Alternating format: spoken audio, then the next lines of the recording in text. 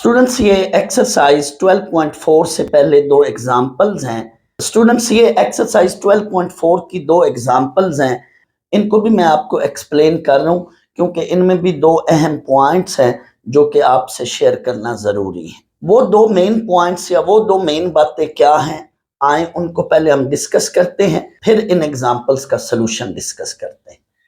तो पहली बात ये है, इस नोट को स्टूडेंट्स गौर से समझिएगा। स्टूडेंट्स मैंने प्रिंसिपल साइन फंक्शन लिया है क्योंकि इसका मैंने इनवर्स बनाना है। तो जब भी हम प्रिंसिपल साइन फंक्शन लेंगे तो उसकी आगे डोमेन को रेस्ट्रिक्ट करेंगे। डोमेन ये है, domain from -π/2 to +π/2 and range -1 to 1।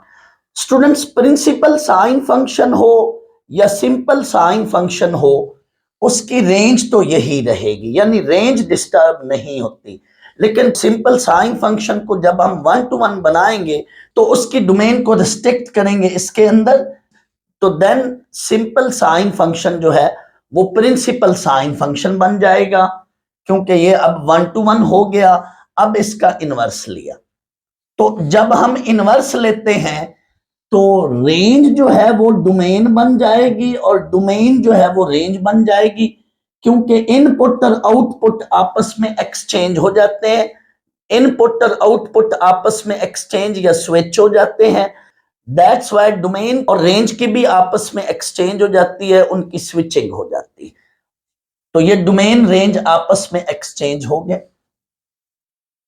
Students principal sine function जो है ये सिर्फ इन वैल्यूज को एक्सेप्ट करेगा, यानी डोमेन के इन इनपुट को, डोमेन की इन इनपुट वैल्यूज को एक्सेप्ट करेगा क्योंकि ये 1 to 1 फंक्शन है। फिर हम इसका इनवर्स बनाते हैं।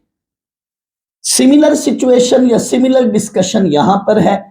ये y equal to principal cosine function है। हम सिंपल कोसाइन फंक्शन की डोमेन को अगर इस रीजन या इस इंटरवल के अंदर रेस्ट्रिक्ट कर दें तो वो सिंपल कोसाइन फंक्शन फिर प्रिंसिपल कोसाइन फंक्शन बन जाता है।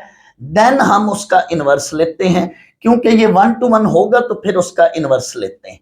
तो प्रिंसिपल कोसाइन की ये डोमेन है और ये रेंज है। अब इनवर्स कोसाइन को देखें तो ये इसकी डोमेन और ये रेंज है, यानी इनपुट और आउटपुट एक्सचेंज हो जाते हैं। डोमेन एंड रेंज आपस में एक्सचेंज हो जाती है, उनकी स्विचिंग हो जाती है। यहां पे भी वही डिस्कशन के प्रिंसिपल कोसाइन फंक्शन इन वैल्यूज को एक्सेप्ट करेगा और आउटपुट ये देगा, और इनवर्स कोसाइन फंक्शन जो है ये इन वैल्यूज को एक्सेप्ट करेगा और आउटपुट ये देगा। Student simple cosine function and principal cosine function की रेंज वही है। जो बात मैंने इधर simple sine and principal sine की रेंज की थी, इधर भी वही डिस्कशन है। Simple cosine function and principal cosine function, इनकी रेंज वही रहेगी। रेंज वही है -1 to 1। But principal cosine function जब लेते हैं और सिंपल कोसाइन फंक्शन, उनकी डोमेन में फर्क है। प्रिंसिपल कोसाइन फंक्शन की ये डोमेन है, जबकि सिंपल कोसाइन फंक्शन की डोमेन ऑल रियल नंबर्स है। सेम डिस्कशन यहां पे प्रिंसिपल टेंजेंट के लिए है। इसकी ये डोमेन और ये रेंज है, रेंज ऑल रियल नंबर, यानी -∞ टू +∞। अब ये इसका इनवर्स बन गया। जो डोमेन है वो रेंज बन गई, जो रेंज है वो यहां पे इसकी क्या बन गई है, डोमेन बन गई है। यानी डोमेन एंड रेंज आपस में एक्सचेंज हो जाते हैं, यानी उनकी स्विचिंग हो जाती है। अब इसी बात को सामने रखते हुए आपने एन अदर नोट को समझना है। उसका भी इन दो एग्जाम्पल्स के साथ, एग्जाम्पल 23 और 24 से बड़ा गहरा ताल्लुक है। इस बात को सामने रखते हुए स्टूडेंट्स अब इस नोट पर आए। ये नोट 2 है, वो नोट 1 समझ लें, अब इसको नोट 2 समझें। स्टूडेंट्स गौर से सुनना मेरी बातों को। जब भी यहां स्टार्ट में, शुरू में, यानी पहले इनवर्स फंक्शन होगा तो अंदर ये वाला फंक्शन, इसका प्रिंसिपल वैल्यू होना जरूरी है। इसका प्रिंसिपल ट्रिग्नोमेट्रिक फंक्शन जरूरी है। मतलब क्यों? क्योंकि ये जो शुरू में इनवर्स फंक्शन है, इसका जो इनपुट होगा ये वाला, इसका प्रिंसिपल वैल्यू होना जरूरी है। यानी अंदर वाला जो इनपुट है ये खास होना चाहिए, इस पे रेस्ट्रिक्शन होनी चाहिए। अगर इस पे रेस्ट्रिक्शन नहीं है तो साइन इनवर्स उस पे काम नहीं करेगा, उस पे वर्क नहीं करेगा, क्योंकि sine inverse in fact principal sine से बना है। प्रिंसिपल साइन का इनवर्स लें तो साइन इनवर्स है। इट मीन इसकी ये जो इनपुट वैल्यू है ये एक खास रेस्ट्रिक्शन के अंदर होनी चाहिए, ये तभी उसको एक्सेप्ट करेगा, क्योंकि ये हर वैल्यू पे काम नहीं करेगा, क्योंकि ये 1 to 1 होता है। दैट्स वाई जब भी शुरू में साइन इनवर्स हो तो जो अंदर वाला फंक्शन है उसका प्रिंसिपल साइन होना जरूरी है। ये आपस में फिर एक दूसरे का अफेक्ट कैंसिल करेंगे और आंसर या रिजल्ट या आउटपुट एक्स आएगा। और ये एक्स क्या होगा स्टूडेंट्स, ये एक्स इसके लिहाज से होगा, यानी इनफैक्ट फाइनली जो आंसर या रिजल्ट मिला है वो साइन इनवर्स से मिला है। इट मीन ये साइन इनवर्स का आउटपुट होगा, और साइन इनवर्स का आउटपुट यानी रेंज वो हमेशा ये होती है, ये देख लें स्टूडेंट्स, साइन इनवर्स का जो आउटपुट है ये देख लें स्टूडेंट्स, साइन इनवर्स का जो आउटपुट है वो ये है। दैट्स वाई यहां पे जब भी साइन इनवर्स फंक्शन होगा या कोई और इनवर्स ट्रिग्नोमेट्रिक फंक्शन होगा तो इसके लिहाज से सामने आउटपुट या रेंज, सामने जो वैल्यू होगी वो इसके लिहाज से होगी। यहां पे देख लें, अब मैं पहले इनवर्स वाले ही करा लूं। यहां पे बाहर इनवर्स कोसाइन फंक्शन है तो अंदर इसका प्रिंसिपल कोसाइन होना जरूरी है, वरना ये कोसाइन इनवर्स काम नहीं करेगा और इनका अफेक्ट आपस में कैंसिल हो जाएगा। आउटपुट जो है वो आगे एक्स बनेगा, और ये एक्स जो है ये इस कॉस इनवर्स की वजह से आया है, ये आउटपुट इस कॉस इनवर्स का है, लिहाजा कॉस इनवर्स का आउटपुट या रेंज 0 से पाई होगी। इट मीन जब भी बाहर कोसाइन फंक्शन होगा तो आउटपुट 0 से पाई, और जब भी बाहर साइन इनवर्स फंक्शन होगा तो आउटपुट जो है -π/2 से +π/2। एंड पॉइंट शामिल है, इन दोनों में एंड पॉइंट शामिल है। अब आप आ जाएं इस फंक्शन पर, tan इनवर्स बाहर है तो अंदर वाला प्रिंसिपल tan होना जरूरी है, तभी ये एक दूसरे के अफेक्ट को कैंसिल करेंगे और आउटपुट हमारे पास x आएगा। और tan इनवर्स का जो आउटपुट होता है वो इसके अंदर लाई करता है बिटवीन -π/2 टू +π/2। इसमें एंड पॉइंट शामिल नहीं होते, ये ओपन इंटरवल है। इट मीन जब भी बाहर इनवर्स फंक्शन है, एक ये और एक ये, जब भी बाहर इनवर्स फंक्शन होगा तो अंदर वाला जो फंक्शन है वो प्रिंसिपल फंक्शन होगा, और सेम वही फंक्शन होगा तो वो एक दूसरे के अफेक्ट को कैंसिल करेंगे, और जो आउटपुट बाहर आएगा, जो आउटपुट सामने आएगा वो इस इनवर्स फंक्शन का आउटपुट हुआ करेगा। ये देख लें, ये साइन इनवर्स का आउटपुट, ये कॉस इनवर्स का आउटपुट और ये टैन इनवर्स का आउटपुट। यानी जब भी बाहर इनवर्स फंक्शन होंगे तो अंदर वाली वैल्यू पर हमें रेस्ट्रिक्शन या कंडीशन लगानी पड़ती है, क्योंकि ये जो बाहर इनवर्स फंक्शन है ये 1 to 1 से बना होता है, ये प्रिंसिपल फंक्शन से बना होता है। दैट्स वाई इसके लिए अंदर जो इनपुट है उस पर हमें खास रेस्ट्रिक्शन लगानी पड़ती है, इन सब पर हमें खास रेस्ट्रिक्शन लगानी पड़ती है। Now on the other hand, जब बाहर सिंपल ट्रिग्नोमेट्रिक फंक्शन होगा, जैसे ये देखें साइन है बाहर, अब ये साइन सिंपल हो या प्रिंसिपल साइन हो हमें इससे कोई परवाह नहीं है, हमें इससे कोई फिक्र और डर नहीं है, क्योंकि सिंपल साइन भी हर वैल्यू पे वर्क करेगा। और अगर ये प्रिंसिपल साइन है तो यहां ये वैल्यू देखें तो ये तो ऑलरेडी -π/2 से +π/2 है, तो ये प्रिंसिपल साइन तो उस पर काम करेगा जरूर।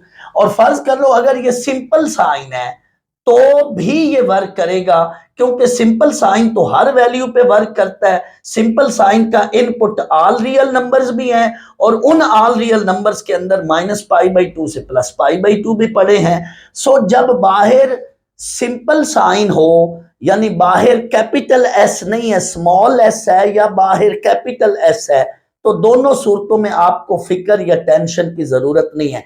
कैपिटल एस हो बाहर तो वो ऑलरेडी प्रिंसिपल साइन है, तब भी ये साइन इनवर्स और प्रिंसिपल साइन कट जाएंगे। लेकिन बाहर अगर सिंपल साइन फंक्शन है तो भी ये इसको क्या करेगा, काट देगा, क्योंकि सिंपल साइन फंक्शन तो सुपर फॉर्म में है। सिंपल साइन की डोमेन ऑल रियल नंबर है, वो प्रिंसिपल साइन की डोमेन पे भी वर्क या उसको एक्सेप्ट कर लेगा। तो इन दोनों सूरतों में ये कट जाता है, तो इधर x आएगा। लेकिन जो आउटपुट आएगा वो अब इसकी वजह से होगा, तो इस साइन का आउटपुट जो है वो -1 से 1 है, चाहे ये सिंपल साइन है चाहे ये प्रिंसिपल साइन है। प्रिंसिपल साइन का ये देखो, प्रिंसिपल साइन की रेंज भी वही है। अभी थोड़ी देर पहले मैंने बोला था प्रिंसिपल साइन और सिंपल साइन की रेंज सेम है। Similarly principal cosine and simple cosine, उनकी रेंज सेम है। दैट्स व्हाई यहां पे जो ये रेंज है ये -1 से 1 है। मेरा कहने का ये मतलब है कि स्टूडेंट जब बाहर साइन इनवर्स हो तो अंदर वाले साइन का प्रिंसिपल साइन होना जरूरी है, लेकिन जब बाहर सिंपल साइन है या बाहर प्रिंसिपल साइन है तो ये फिर जरूर कट जाएंगे, क्योंकि प्रिंसिपल साइन हो तो भी ये इससे कटेगा, और अगर यही साइन सिंपल साइन है तो भी ये इससे कटेगा, क्योंकि सिंपल साइन तो हर वैल्यू पे काम करता है। सेम डिस्कशन स्टूडेंट्स यहां पर है, वही डिस्कशन जो अभी मैंने बोली।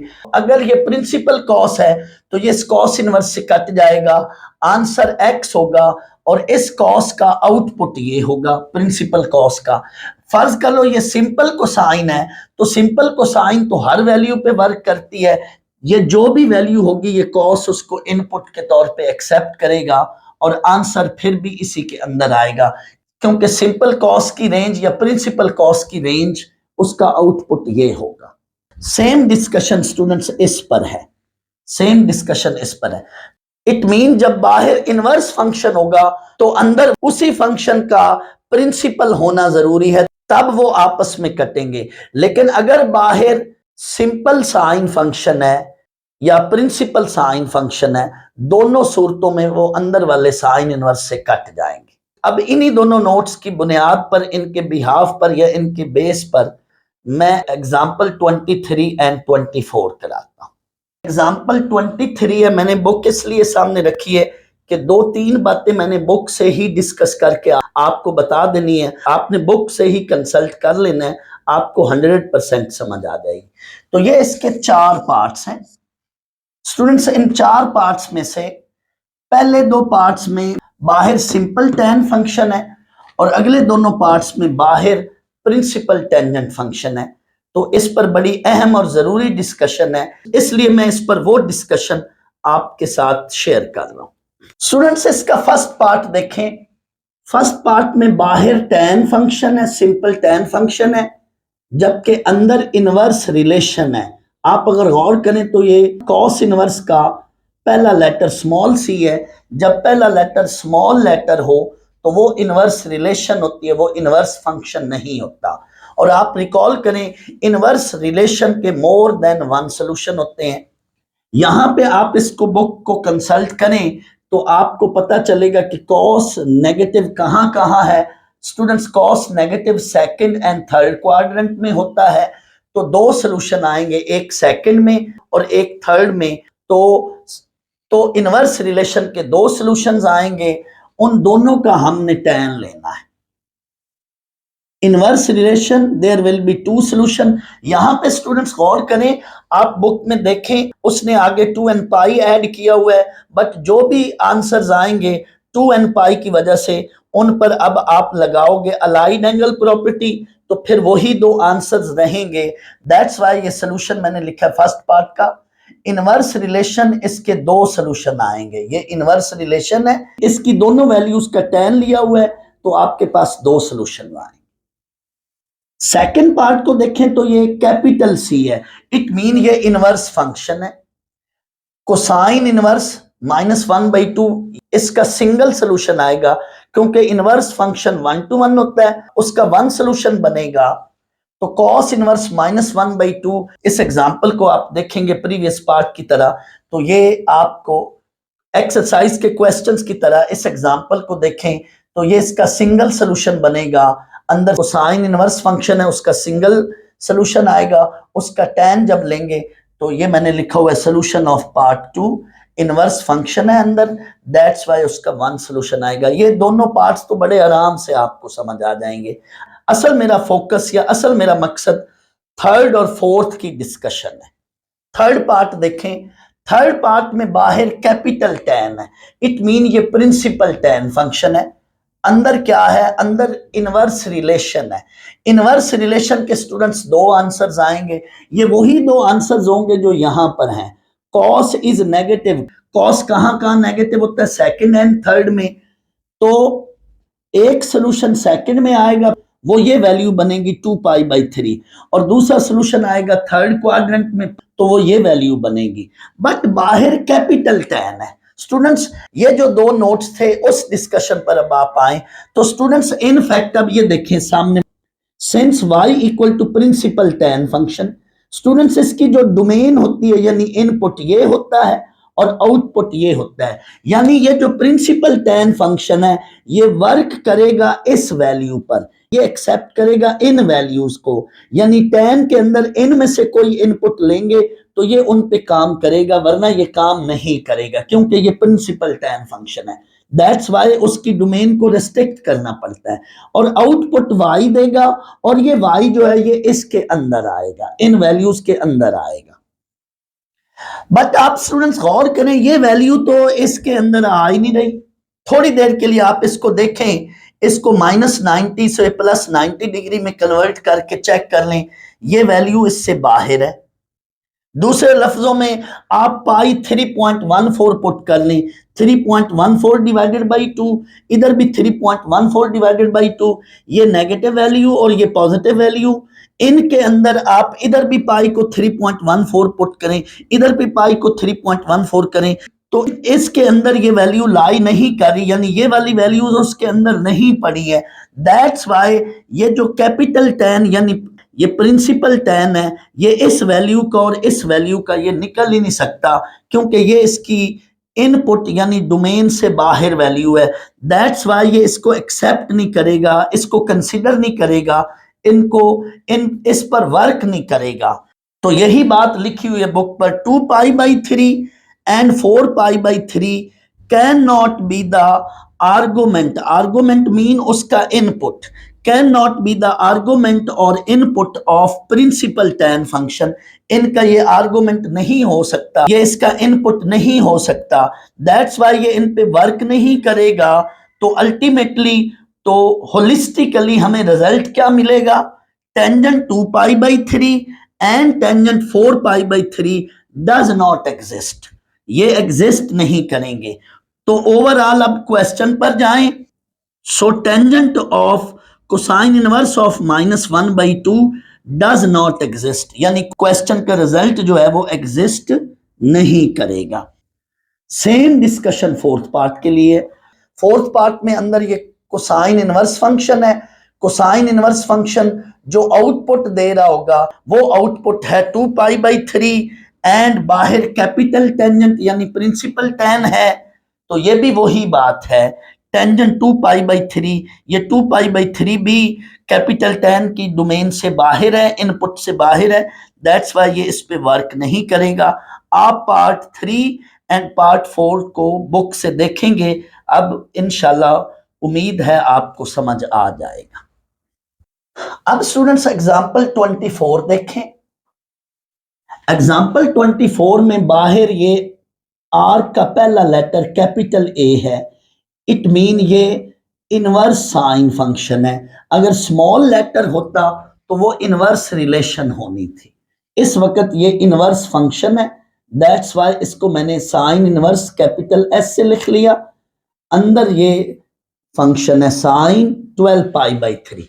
अब मैं थोड़ी देर के लिए इनको काट कर ये आंसर लिख देता हूं स्टूडेंट्स, बट ये आंसर इस साइन इनवर्स की आउटपुट में नहीं पड़ा, क्योंकि साइन इनवर्स का जो आउटपुट है वो -π/2 से +π/2 होना चाहिए। यानी जब भी आप साइन इनवर्स बाहर हो और अंदर वाला साइन, और फर्ज कर लो आप उसको काट देते हो, आप ये नहीं सोच रहे हो कि अंदर वाला साइन हकीकत में प्रिंसिपल साइन होना चाहिए, आप बगैर सोचे काट देते हो, तो याद रख लो इट मीन ये जो रिजल्ट है ये रिजल्ट इस रीजन के अंदर आना चाहिए। तो ये जरूर चेक कर लिया करो कि जो ये रिजल्ट है क्या ये इस रीजन के अंदर आ रहा है। अब इसको चेक करने के दो तरीके हैं। पहली बात तो यह है कि आप पाई की जगह 3.14 पुट कर लें। 3.14 मल्टीप्लाई विद 12 डिवाइडेड बाई 5, ये जो भी रिजल्ट है इधर भी आप पाई की जगह 3.14 पुट करो डिवाइडेड बाई 2, और ये नेगेटिव साथ 3.14 डिवाइडेड बाई 2, ये जो भी वैल्यू चेक करो तो ये इस इंटरवल के अंदर लाई नहीं कर रही। या आपकी आसानी के लिए मैं थोड़ी देर के लिए इसको डिग्री में कन्वर्ट कर देता हूं और इसको भी डिग्री में कन्वर्ट कर लें और देखें क्या ये डिग्री में जो वैल्यू है वो इसके अंदर लाई कर रही है। तो आप चेक कर लेना, ये दोनों तरह से उसके अंदर लाई नहीं कर रही, रेडियन में भी लाई नहीं कर रही और डिग्री में भी लाई नहीं कर रही। बट हम ये देखते रेडियन में है क्योंकि इसका आउटपुट जो है वो रेडियन में होता है। तो ये तो उसके अंदर लाई नहीं कर रही, आप ये चेक कर लें। तो दैट्स वाई हम इसको इससे काट नहीं सकते, इसलिए इस वैल्यू को मुझे पहले प्रिंसिपल वैल्यू बनाना है। यानी दूसरे लफ्जों में ये जो साइन है ये इसको मुझे प्रिंसिपल साइन फंक्शन बनाना है। दैट्स वाई इस वैल्यू पर मैं कोई खास काम करूंगा, कोई खास वर्क करूंगा ताकि ये प्रिंसिपल वैल्यू बन जाए। इसका तरीकेकार क्या है स्टूडेंट्स, ये देखें। अब मैंने दोबारा क्वेश्चन को कंसीडर किया है। इस वैल्यू को स्टूडेंट्स आप डिग्री में कन्वर्ट कर लें, थोड़ी देर के लिए इसको आप डिग्री में कन्वर्ट कर लें तो आप इसको देखें तो ये 432 डिग्री वैल्यू बनती है। अब मैं इस पर अलाइड एंगल प्रॉपर्टी लगाना चाहता हूं। यहां पे देखें ये 432 को मैंने लिखा है 360। जब भी कोई वैल्यू 360 से ज्यादा हो जाए तो आप उसमें से 360 सब्ट्रैक्ट करें। तो इसमें से जब आप 360 सब्ट्रैक्ट करते हो तो 72 डिग्री बाकी वैल्यू बनी। इट मीन ये 432 इन फैक्ट, इट मीन ये 432 डिग्री ये सम है 360 प्लस 72 डिग्री का। तो मैंने यही काम किया है, इसको मैंने फिर यही लिखा है। बुक में 2 पाई प्लस 2 पाई बाई 5 उन्होंने रेडियन में लिखा है, मैंने थोड़ी देर के लिए डिग्री में कन्वर्ट किया है ताकि आप इजीली इसको समझ सकें। अब स्टूडेंट्स इस पे मैंने अलाइड एंगल प्रॉपर्टी लगाई है।